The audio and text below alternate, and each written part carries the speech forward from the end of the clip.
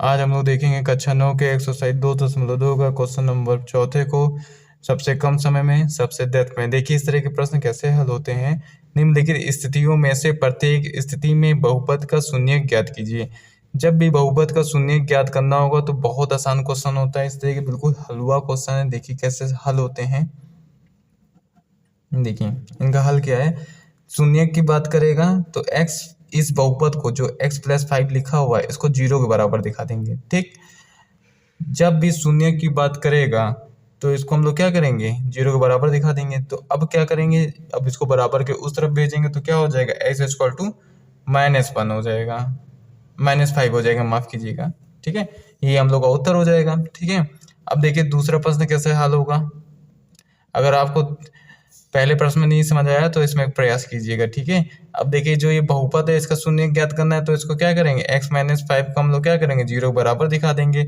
अब जो नंबर है x-5 इसको बराबर के उस तरफ भेज देंगे तो क्या हो जाएगा, x बराबर 5 हो जाएगा। देखिए अगर साइन जो होता है हम लोगों का, अगर ये धन में है ऋण में है तो धन में जो हो जाएगा, धन में है तो ऋण में हो जाएगा। जैसे कि माइनस है तो प्लस हो जाएगा, प्लस है तो माइनस हो जाएगा। ये इसका उत्तर हो जाएगा। अब देखिए तीसरा और चौथा क्वेश्चन हम लोग के सामने। देखिए इस तरह के प्रश्न कैसे हल होते हैं।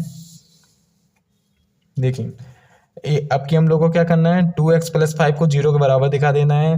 क्या होता है, नंबर के साइड भागने की कोशिश करता है, नंबर के साइड भागने की हमेशा कोशिश करेगा। आप लोग इसको याद कर लीजिएगा। ठीक है, जैसे आप इंसान है ना, तो आपको अगर जानवरों के तबेले में बंद रख दूं तो आप लोग क्या सोचेंगे अरे किसी तरीके यहाँ से निकल जाऊं, कम से कम इंसानों की बस्ती में तुम रहूं, भले ही मुझे, लेकिन जानवरों के साथ आप रहना बिल्कुल भी नहीं चाहेंगे। तो आप कोशिश करेंगे कि इंसान के साथ ही रहने को मिले, आपको भी एक बेड मिल जाए, एक कमरा मिल जाए जिसमें आप रह सकें। ठीक, तो वैसे हर एक नंबर के साइड भागने की कोशिश करेगा, इस एक्स से दूर रहना चाहेगा। ठीक, और ये x इस नंबर से दूर रहना चाहेगा। समझ में आ रही बात। तो क्या होगा, तो ये नंबर इस नंबर के साइड भागेगा, बॉर्डर पार करेगा, तो बॉर्डर पार करेगा तो क्या हो जाएगा, 5 है तो ये -5 हो गया। अब ये भी नंबर इसके पास भागने की कोशिश करेगा तो यहाँ पे ये गुणे का साइन है, कोई साइन नहीं होता, वहाँ पे गुणे का साइन होता है।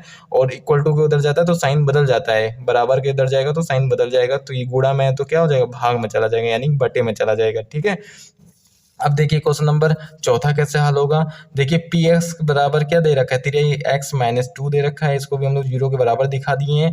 अब 2 को बराबर के उधर चला गया, 2 -2 से +2 हो गया, और यहाँ पे क्या हो गया, देखिए साइन प्लस लगाइए ना लगाइए कोई उससे फर्क नहीं पड़ता है। 3 क्या इसके बटे में आ गया, 2/3 हो गया, x बराबर 2/3 हो गया।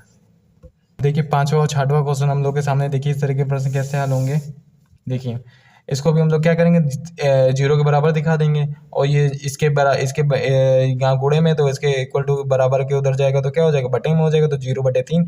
तो ये x बराबर क्या हो जाएगा, 0 हो जाएगा। ठीक, अगर देखिए एक चीज आप लोग समझ लीजिएगा, 0 कैसे हो गया, अगर अंश में 0 होता है किसी भी, देखिए आपको क्या कहते हैं, ये चीज किसी इंट्रेंस एग्जाम में भी पूछ सकता है।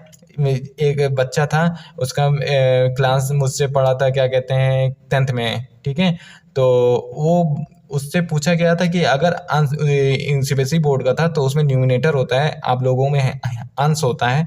कह रहा था, उसमें पूछा गया था प्रैक्टिकल में कि क्या कहते हैं, अगर अंश में कि 0 होगा तो उसका मान क्या होगा। तो बच्चे ने बता नहीं पाया। देखिए यही होता है, बच्चे हड़बड़ा जाते हैं, नर्वस हो जाते हैं, क्या वजह होती है नहीं बता पाते हैं। तो आप लोग लेकिन ये चीज़ ध्यान दीजिएगा, अगर किसी भी भिन्न में अगर अंश में 0 है तो पूरा भिन्न क्या हो जाएगा, 0 हो जाएगा। फिर से सुनिए, अगर किसी भी भिन्न में अगर अंश में 0 है तो पूरा वो भिन्न क्या हो जाएगा, 0 हो जाएगा। तो ये क्या पूरा बदल जाएगा, किसमें, 0 में बदल जाएगा। ठीक है, आप लोग ये चीज़ थोड़ा ध्यान दीजिएगा। ठीक है, तो अब देखिए छठा क्वेश्चन कैसे लगेगा। पी एक्स बराबर ए एक्स, जो कि ए एक्स 0 के बराबर नहीं है। ठीक है, ये मतलब चलिए ठीक है, इससे कोई मतलब भी नहीं है, आप लोग इसको बस 0 के बराबर दिखाइए। यहाँ गुणे में इक्वल बराबर के उधर जाएगा तो बटे में हो जाएगा, 0/a हो गया। ठीक है, अब यहाँ पे भी देखिए अंश में 0 आ गया ना, ऊपर 0 आ गया तो यानी सबको 0 कर देगा, तो ये क्या हो गया, 0। ठीक है, अब क्वेश्चन नंबर देखिए 7 हम लोग के सामने। देखिए इस तरह के प्रश्न कैसे हल होंगे। देखिए इतना आपको ताम झाम दे रखा है, इससे कोई मतलब नहीं ना, सीधे आप लोग यहाँ पे दिखाइए क्या, CX + D इस बराबर 0 को दिखाइए। D देखिए ये जो C और D आपके नंबर नहीं दिया हुआ है, C और D दे रखा है, यहाँ पे X है ही है, लेकिन यहाँ सी और डी देख कर रखा है, मतलब कि नंबर की जगह समझिए एक तरीके से नंबर यहाँ 5 है, यहाँ मान लीजिए 2 है, तो क्या करते आप इसको एक नंबर की साइड भागने की कोशिश करते तो इक्वल टू के उधर भेज दे, बराबर के उधर भेज दे, तो क्या हो जाता माइनस डी हो जाता और यहाँ सी एक्स बचता। तो अब ये भी सी भी इसी की तरफ भागने की कोशिश करेंगे, यहाँ कोई इंसान नहीं ना गुणे का साइन होता है, एक बराबर के उधर जाएगा तो क्या होगा बटे में चला जाएगा।